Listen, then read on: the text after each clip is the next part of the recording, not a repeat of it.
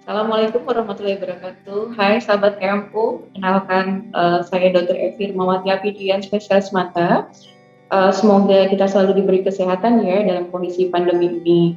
Nah, kali ini saya mau sharing sedikit tentang anatomi atau bagian mata beserta fungsinya. Mari kita lihat di slide saya ya. Mari.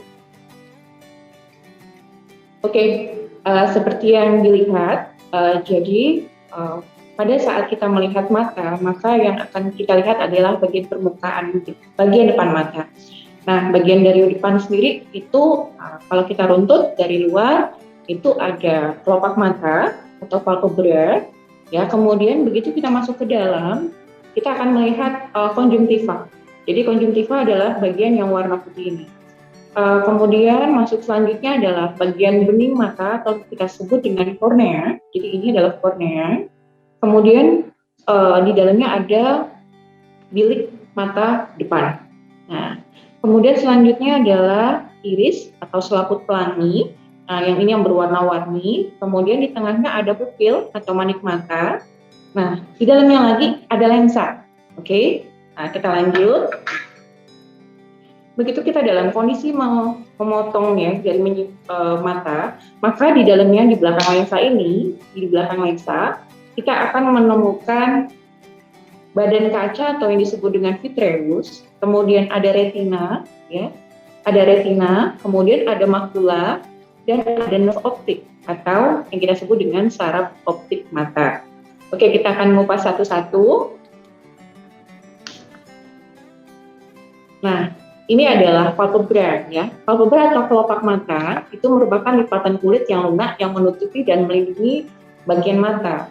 Dia terdiri dari kelopak mata atas dan kelopak mata bawah.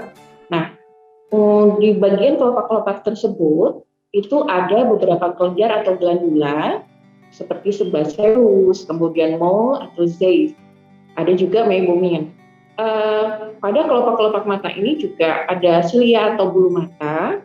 Kemudian di dalamnya dilengkapi dengan struktur untuk pembuatan air mata dan pembuangannya. Oke, apa sih fungsi kelopak mata? Jadi fungsi kelopak mata itu sendiri adalah untuk melindungi kornea dari masuknya benda asing. Kemudian juga dia berfungsi untuk menyebarkan air mata ke seluruh bagian mata sehingga permukaan matanya itu sama sekali tidak mengering seperti ini. Jadi begitu kita berkedip, maka air mata itu akan menyebar secara rata di seluruh permukaan baik konjungtiva maupun di kornea. Nah, kemudian apa aja sih kelainan yang bisa terjadi pada kelopak mata tersebut? Jadi ada beberapa hal. Nah, ini yang saya sebutkan salah satunya adalah dermatokalasis atau BGI. Jadi itu berupa bentuknya kelebihan kulit dan lemak di kelopak mata. Jadi seolah-olah tuh mata bergelambir atau matanya turun. Kemudian ada istilah entropion. Entropion ini artinya untuk kelopak matanya itu melengkung ke arah dalam. Jadi mengarah seperti ini ke dalam sehingga bagian bulu mata itu akan menyentuh bagian bening mata ini.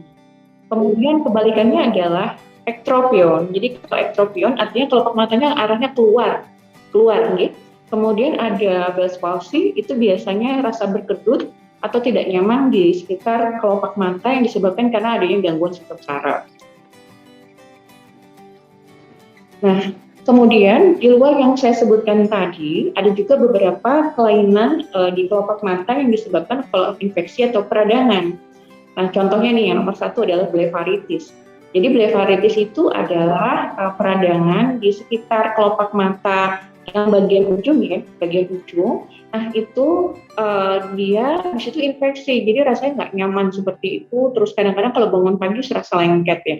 Kemudian yang nomor dua bisa disebabkan karena radang atau blok di sekitar kelenjar meibomi. Nah itu akan menyebabkan terjadinya benjolan yang kita sebut dengan kalazion. Nah, kemudian ada juga yang disebut timbilan atau hordeolum. Nah, kalau misalnya hordeolum bedanya dengan kalazion tadi, yang ini disebabkan karena sebaceous. Nah, seperti itu. Jadi biasanya daerahnya untuk bintilan atau benjolannya itu lebih ke arah dekat bulu mata sini. Kemudian untuk dacryocystitis, nah itu biasanya peradangannya terjadi karena ada infeksi atau penyumbatan di sakus atau saluran nasolacrimalis. Artinya dia infeksi di sekitar pembuangan untuk air mata, seperti itu. Oke, kita lanjut ke konjungtiva ya. Jadi konjungtiva itu ya merupakan lapisan tipis transparan. Jadi dia di sini ya menutupi bagian depan dari bagian depan mata sini yang warna putih termasuk sklera ya. Jadi sklera itu bagian otot dalamnya, kemudian di luarnya itu ada lapisan putih sampai ke bagian dalam kelopak mata, kecuali kornea. Jadi yang nggak ada dibungkus sama konjungtiva itu hanya kornea. Nah, kemudian untuk konjungtiva sendiri itu dibagi dua. Jadi ada konjungtiva bulbi, ya. Jadi bulbi itu artinya dia membungkus bola mata bagian depan yang membungkus sklera. Kemudian bagian yang konjungtiva palpebra atau yang melapisi kelopak mata bagian sisi dalam. Oke, apa sih fungsinya? Gitu. Jadi yang pertama tetap mereka akan menjaga permukaan mata, di mana dia akan selalu menjaga supaya mata itu dalam kondisi lembab dan terumasi, sehingga pada saat kelopak mata itu membuka atau menutup, maka tidak ada gesekan di konjungtiva maupun di korneanya. Kemudian dia juga akan melindungi mata dari debu, kemudian dari kotoran atau mikroorganisme yang dapat menyebabkan infeksi pada mata. Kemudian yang perlu kalian ketahui bahwa konjungtiva itu memiliki banyak pembuluh darah yang kecil di sekitar mata gitu. Jadi ada kalanya mungkin melihat ada pembuluh darah, pembuluh halus di sini, gitu. Maka itu disebabkan karena dia sedang menutrisi mata dan juga kelopak mata. Jadi itu adalah salah satu fungsi dari konjungtiva. Nah, apa sih penyakit-penyakit yang perlu kita ketahui di konjungtiva ya? Jadi salah satunya paling sering atau sering sekali kalian dengar adalah konjungtivitis.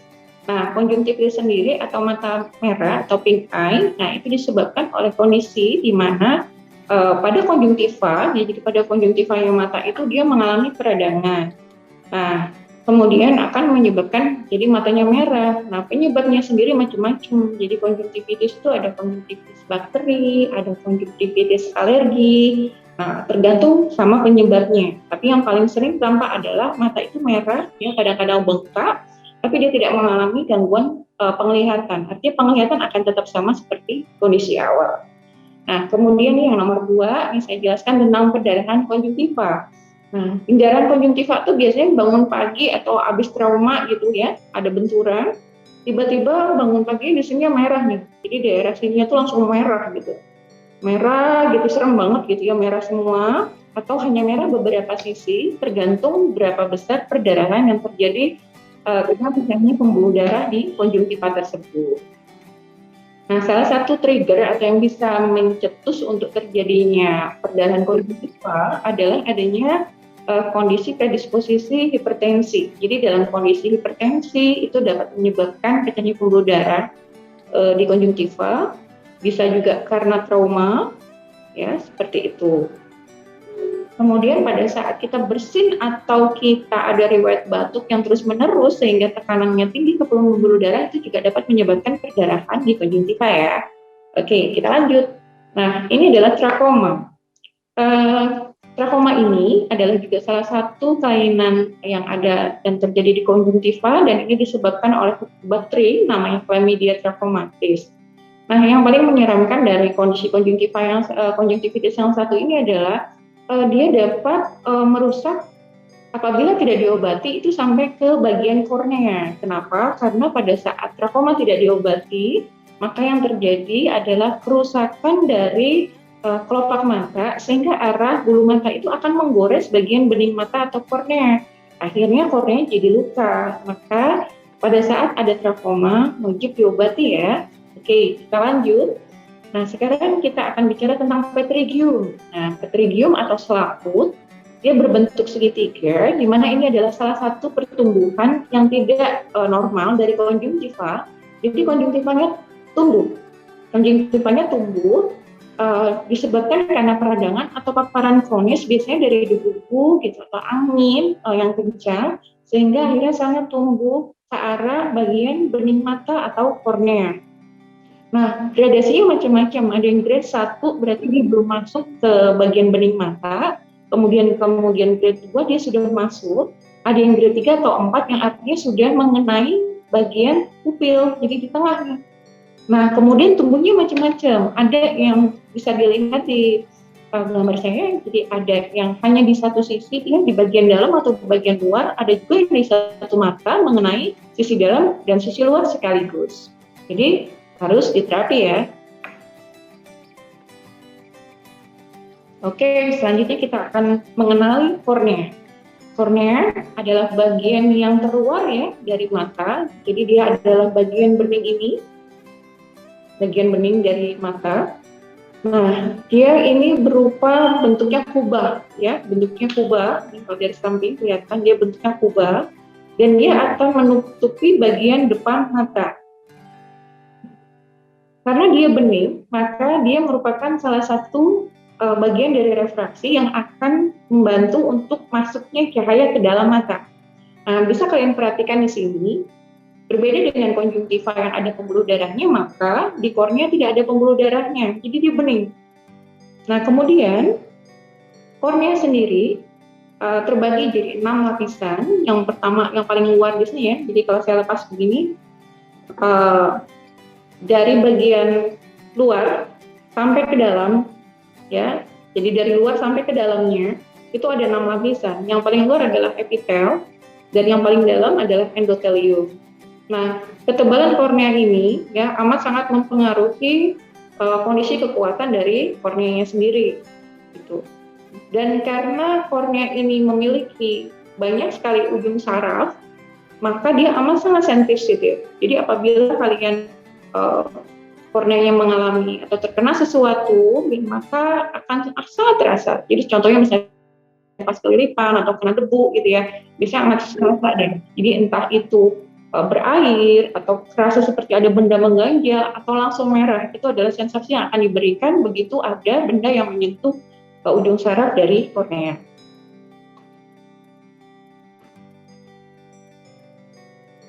Nah, sekarang kita lanjut. Apa sih penyakit-penyakit yang bisa kita temui pada saat kita melihat kondisi kornea? Jadi salah satunya adalah paling sering adalah keratitis. Jadi keratitis itu adalah peradangan di kornea. Nah, untuk keratitis sendiri penyebabnya bisa dibagi yang non-infeksi dan infeksi. Nah, untuk yang non-infeksi yang paling sering adalah goresan atau cedera atau trauma pada kornea.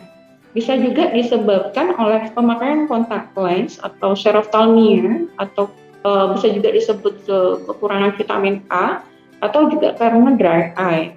Nah, kemudian adapun penyebab yang infeksi pada keratitis itu bisa disebabkan karena virus, kemudian bisa disebabkan oleh bakteri, kemudian jamur, dan juga bisa disebabkan oleh parasit. Nah, kemudian apa lagi yang bisa kita lihat di kornea? Jadi, yang bisa kita lihat selanjutnya adalah sikatrik pada kornea. Nah, jika terluka, maka setelahnya akan timbul jaringan parut. Nah, untuk tipe jaringan parut ini sendiri bisa ada yang makula, ada yang nebula, ada yang leukoma. Apa sih beda ketiganya? Jadi, apabila kalian bisa melihat ada sesuatu di bagian bening-bening mata sini ya, di bening tiba-tiba ada warna muncul putih gitu kelihatan dengan mata telanjang, maka kami akan menyebutnya dengan leukoma. Jadi leukoma adalah sikatrik pada kornea yang bisa dilihat dengan mata telanjang. Berbeda dengan nebula yang harus dengan pakai alat atau yang lainnya. Jadi bisa pakai senter atau pakai slit lamp. Nah, kemudian apalagi sih yang bisa terjadi pada kornea? Salah satunya adalah corpus alienum atau benda asing di kornea. Jadi apabila mata terkena sesuatu dan benda itu menempel, maka kita sebut dengan korpal, maka itu harus dilakukan tindakan. Biasanya yang paling sering itu kena gram atau kena besi biasanya karena pada misalnya gerinda itu tidak pakai goggle, jadi tidak pakai pelindung sehingga ada percikan daripada besi yang mengenai mata seperti itu. Oke, kita lanjut ya. Oke, selanjutnya kita akan mengenal tentang bilik mata depan. Jadi bilik mata depan ini adalah suatu ruangan yang terbentuk dari kornea, jadi bagian belakangnya kornea dan bagian depannya iris sama bagian depannya anterior lensa. Jadi bagian depannya kapsul lensa ya. Jadi ruangan. Nah, ruangan yang terbentuk di sini nih. Nah, dia ada di dalam sini. Tuh. Jadi di antara kornea dan iris. Nah, apa isinya? Isinya disebut dengan humor aqueous. Jadi humor aqueous ini adalah cairan yang mengisi bilik mata depan. Nah, apa sih fungsinya? Fungsinya adalah untuk membawa nutrisi ke jaringan mata bagian sini, ya. Nah, kemudian apakah humor aqueous ini ada fungsinya? Mari kita lihat sama-sama. Jadi, ya, selain untuk menutrisi mata, humor aqueous atau cairan yang ada di dalam bilik mata depan itu juga berfungsi untuk menyeimbangkan tekanan di dalam bola mata. Nah, apabila proses produksi dan aliran dari humor aqueous sendiri itu terganggu, maka yang terjadi adalah peningkatan tekanan bola mata. Dalam kondisi normal, tekanan bola mata itu harusnya di bawah 20 mm merkuri. Tapi dalam kondisi di mana ada gangguan, maka yang terjadi adalah tekanan itu akan lebih dari 20. Nah, dan itu akhirnya lama-lama akan mengganggu. Nah, salah satu penyakit yang berhubungan erat dengan peningkatan tekanan bola mata adalah penyakit glaukoma. Nah, penyakit glaukoma ini akan merusak kondisi saraf optik. Ya, nanti akan kita jelaskan lagi ya tentang saraf optiknya. Nah, kemudian yang lain apa sih yang bisa terjadi dan apa yang bisa kita lihat pada saat terjadi trauma pada bola mata? Nah, salah satunya paling sering terjadi dan bisa dilihat adalah pecahnya pembuluh darah bagian dalam, ya, biasanya pecah pembuluh darah di iris sehingga terjadi hifema. Hifema atau perdarahan akan mengisi bilik mata depannya sini, jadi akhirnya ada darah di sini. Darahnya bisa ada yang cuma 1 mili, ada yang sampai setengah mili, bahkan bisa full seperti itu. Jadi waspada ya kalau misalnya ada trauma, terus tiba-tiba tidak melihat, dilihat apakah depannya ada darah atau tidak. Nah, seperti itu. Oke, kita lanjut. Nah, kemudian kita akan mengiris iris dan pupil ya. Nah, seperti yang kalian ketahui, iris adalah bagian mata yang memiliki gen warna.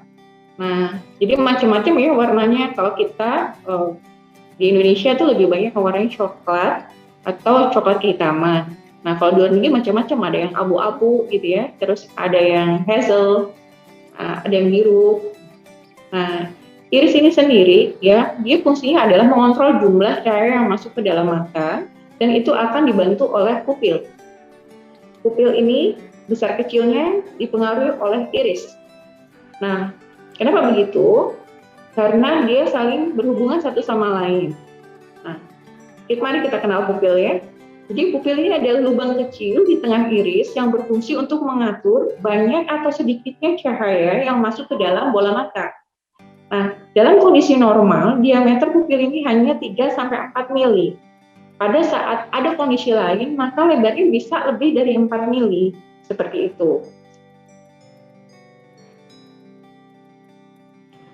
Nah, karena iris berfungsi untuk mengatur cahaya yang masuk ke dalam mata dan menyesuaikan bukaan, jadi buka dan membesar dan mengecilnya pupil, maka pada saat ada cahaya terang, atau kita berada di ruangan yang terang sekali, maka iris ini akan membuat pupil untuk menyempit. Jadi dia bukaannya pupil lebih kecil.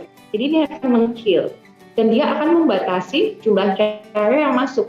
Dan itu berbeda terbalik pada saat kita berada di ruangan yang agak redup atau agak gelap, maka pupil akan lebih lebar sehingga cahaya yang masuk meskipun dalam kondisi remang-remang akan banyak yang masuk ke dalam mata sehingga mata tetap dapat bisa melihat dengan baik. Seperti itu. Kemudian apa ya kelainan yang bisa kita lihat dari iris atau dari pupil? Nah, salah satunya adalah iridodialisis. Nah, iridodialisis ini sendiri adalah robekan di pangkal iris. Nah, robekan di pangkal iris dapat terjadi di semua pangkal iris atau di sebagian yang mengakibatkan pupilnya tidak bulat. Karena di sini akarnya robek, ya. Misalnya daerah atas ini robek, mengalami robekan, maka bentuk pupil yang di sini akan menurun sehingga akhirnya dia tidak bulat lagi. Nah, hal itu paling sering disebabkan oleh kasus trauma seperti itu. Kemudian ada nggak sih kondisi lain yang bisa menyebabkan pupil tidak bulat dan iris juga bentuknya tidak cantik atau irregular? Nah, salah satunya adalah sinekia. Jadi sinekia adalah perlengketan. Perlengketan kalau posterior artinya irisnya itu melengket dengan kapsul bagian depan. Jadi misalnya ini ada lensa ya, ini contoh lensa nih. Jadi bagian depan lensanya ini ada kapsulnya, ada pembungkusnya.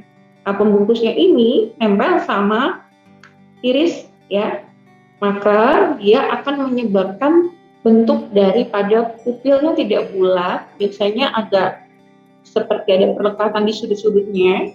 Kemudian kenapa sih kok bisa seperti itu? Apa yang bisa menyebabkan? Nah, salah satu yang bisa menyebabkan kondisi sinekia posterior adalah penyakit uveitis. Penyakit uveitis adalah penyakit peradangan dari stratus uvea yang biasanya apabila tidak diobati dengan benar, akhirnya akan menyebabkan sinekia atau perlengketan dari iris ke kapsul anterior lensa. Oke, sekarang kita bicara tentang lensa. Jadi, seperti yang kalian tahu, jadi lensa itu bentuknya cembung seperti ini. Oke, lihat, ini ada sisi depan dan ada sisi belakang. Ini sisi depan lebih cembung, kemudian ada sisi belakang. Lensa ini dilingkupin oleh selaput, jadi ada kapsul. Jadi ada kapsul anterior yang bagian depan dan ada kapsul posterior yang di belakang. Oke. Nah, kemudian posisinya itu ada di belakangnya dari iris, ada di belakang iris. Nah, posisi lensa ada di belakang iris, seperti ini.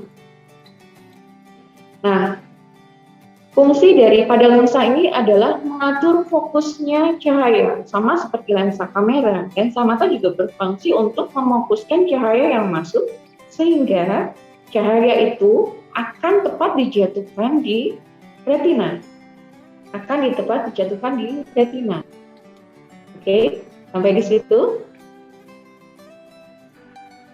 Dalam kondisi normal, maka lensa itu harus bening ya. Jadi seperti ini.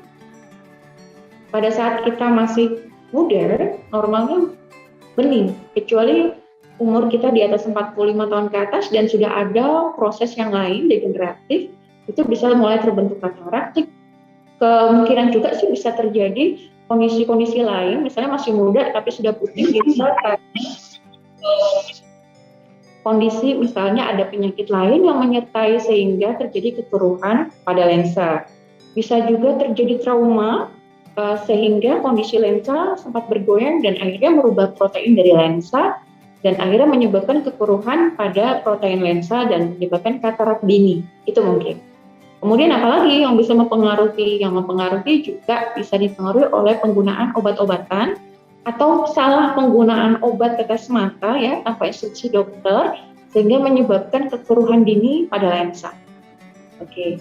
Kemudian karena tadi ya fungsi lensa adalah sebagai kamera ya, maka lensa ini dia akan membantu untuk memfokuskan pada saat kita melihat objek, baik objek itu jauh maupun objek itu dekat. Dengan cara apa?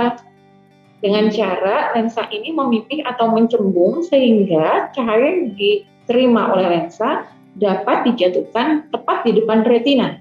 Seperti itu. Sehingga kita dapat melihat dengan baik. Nah, kemudian sekarang kita bicara tentang refraksi. Kemudian kalau misalnya seseorang memiliki rabun jauh atau rabun dekat, apa aja sih yang mempengaruhi? Yang mempengaruhi juga tetap adalah kornea. Jadi kornea seseorang dan kondisi lensanya juga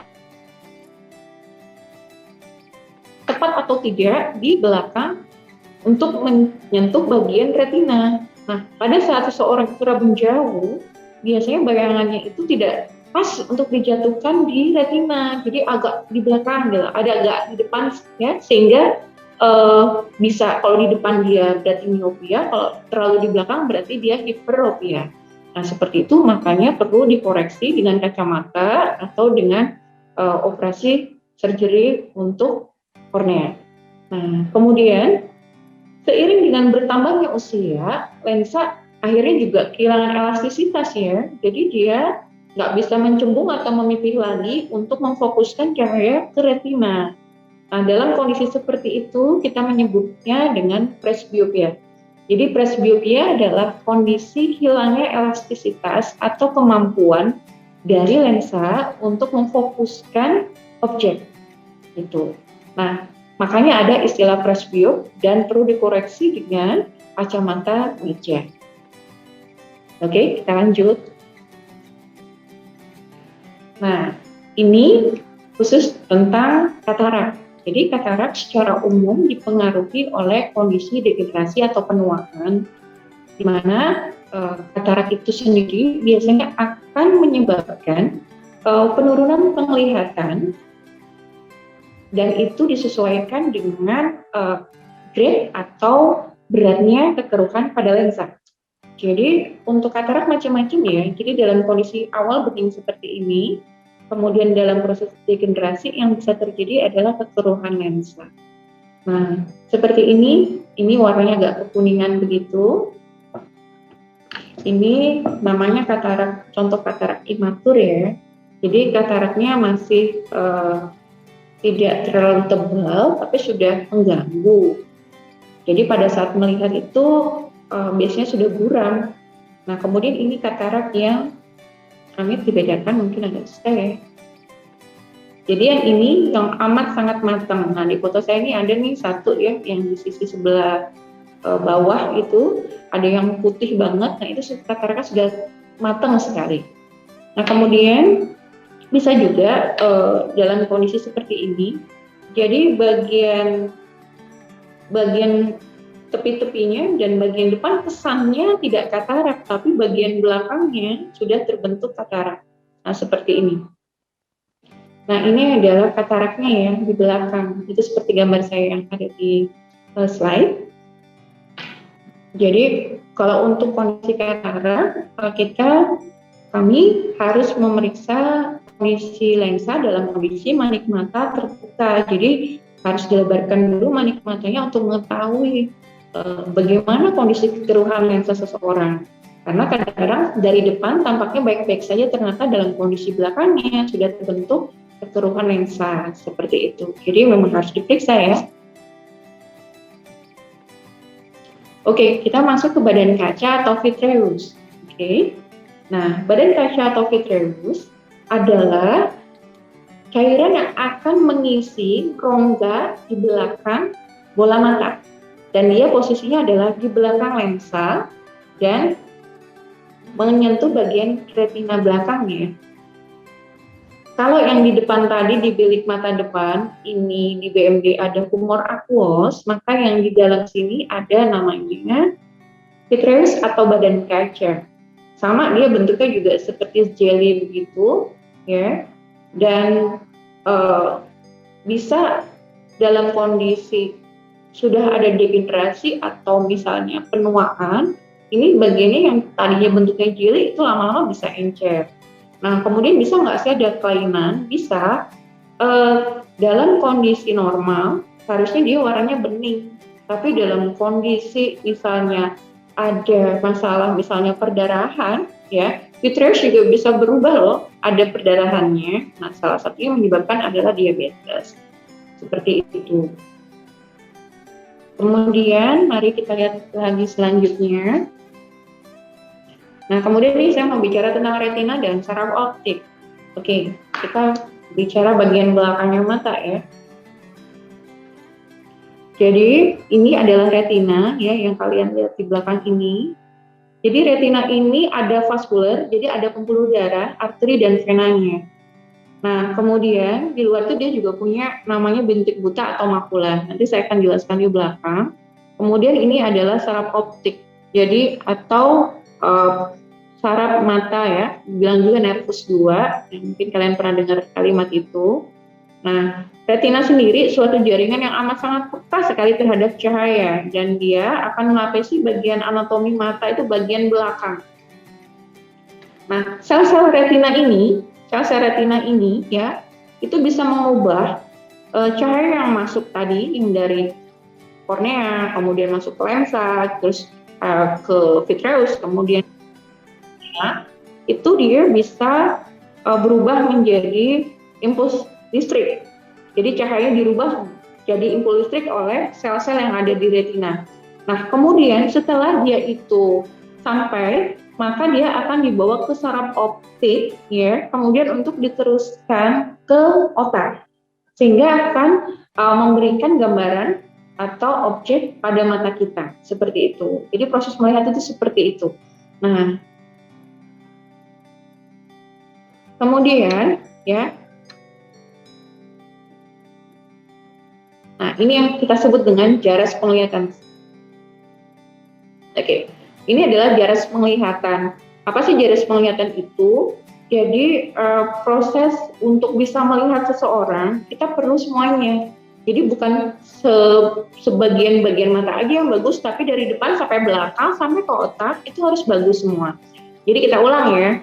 Jadi untuk bisa melihat seseorang, maka korneanya harus baik, korneanya harus jernih, tidak ada masalah di sini, nggak boleh ada lekoma, tidak boleh ada difleksi. Kemudian pupilnya juga harus baik. Kenapa? Dia berfungsi untuk mengarahkan cahaya ke dalam. Kemudian lensanya dalam kondisi baik, artinya masih bening. Nah, dia akan menyampaikan cahaya sampai ke retina. Kemudian setelah ke retina dalam kondisi yang bagus juga, dia akan menyampaikan impuls listriknya sehingga ke optic nerve, ya, sampai ke saraf mata, kemudian akan berjalan ke atas.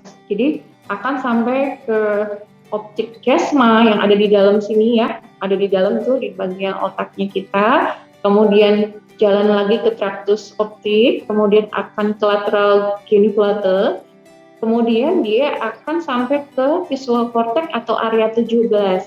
Jadi di otak itu ada area-area khusus untuk fungsinya masing-masing. Untuk penglihatan kita perlu visual kita yang di area 17 yang ada di belakang sini itu normal. Kalau normal, maka yang terjadi adalah saat kita melihat akan baik-baik saja, tidak ada masalah. Nah, terus pertanyaannya gimana seandainya ada sesuatu di otak kita? Apakah kita tetap akan bisa melihat? Nah, selama dia tidak menyentuh area perjalanan penglihatan kita, biasanya kita baik-baik saja. Tapi apabila dia menyentuh salah satu sisi dari jaras penglihatan kita, maka tubuh kita, mata kita, penglihatan kita, lapangan pandang kita akan memberitahu sesuatu. Jadi bisa aja sih satu mata melihatnya cuma separuh, itu amat sangat mungkin. Atau satu mata nggak bisa lihat sama sekali, sementara kondisinya dari kornea sampai saraf mata yang ada di sini itu normal, tapi tidak bisa melihat. Nah, itu maka kita harus mengecek juga sampai ke bagian otak, seperti itu.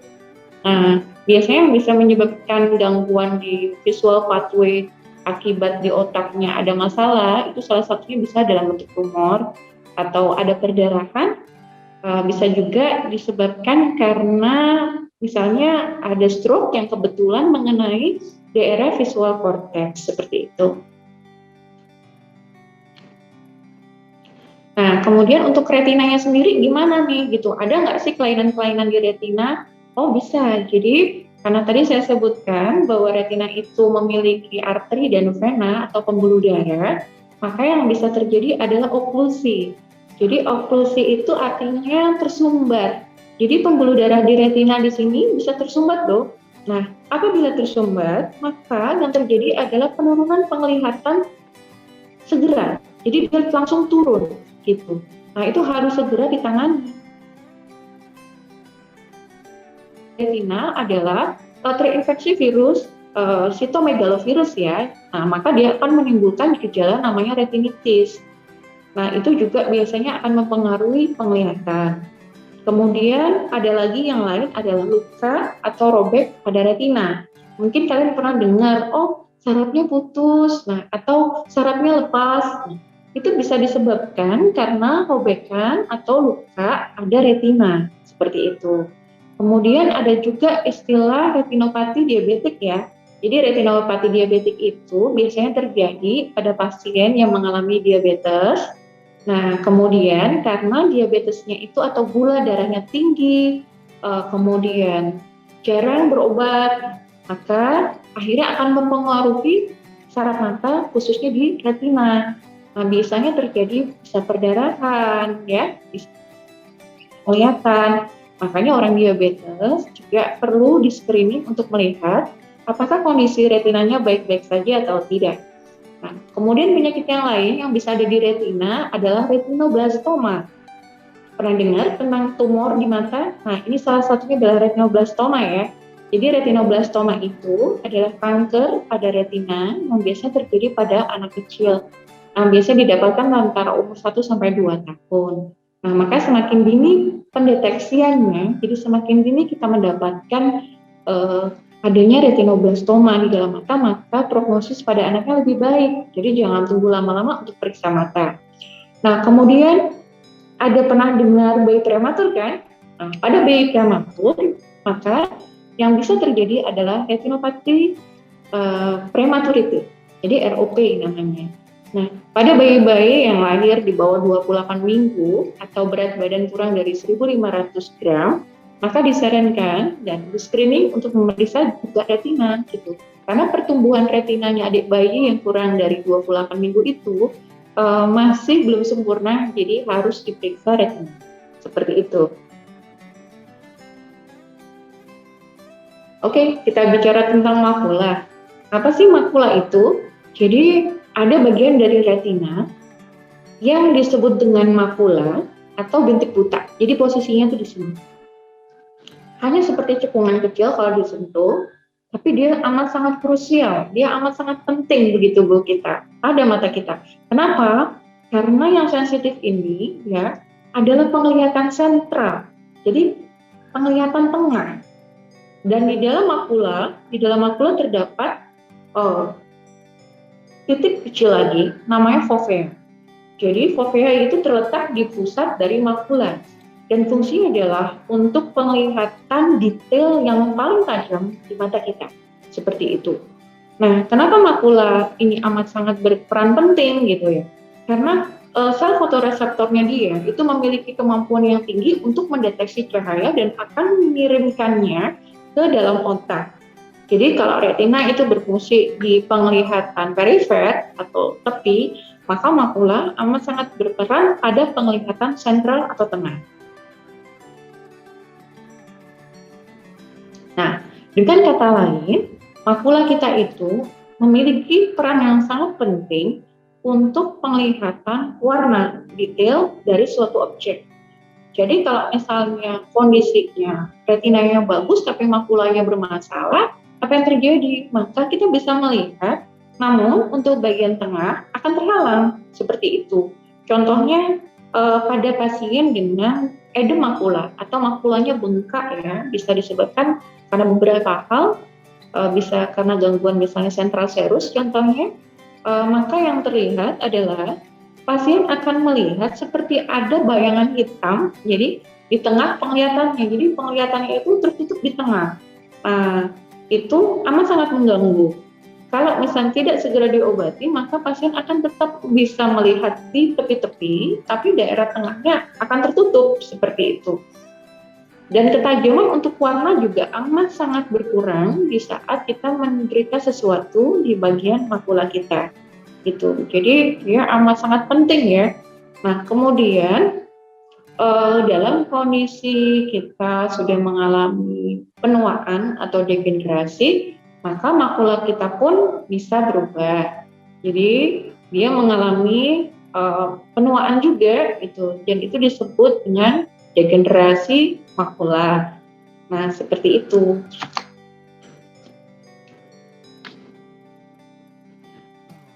Oke, demikian presentasi yang bisa saya berikan buat teman-teman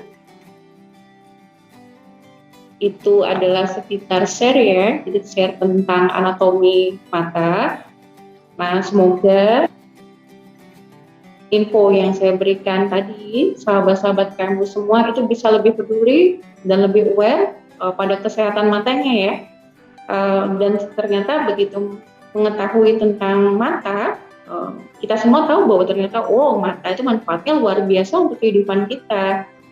Seperti itu ya. Jangan lupa jaga kesehatan matanya. Terima kasih sudah menyaksikan video ini sampai selesai. Stay safe ya dalam kondisi pandemi ini. Jangan lupa subscribe channel YouTube link Klinik Mata KMU dan follow media sosialnya Klinik Mata KMU untuk update informasi kesehatan mata yang pastinya bermanfaat bagi kita semua. Assalamualaikum warahmatullahi wabarakatuh. Ciao.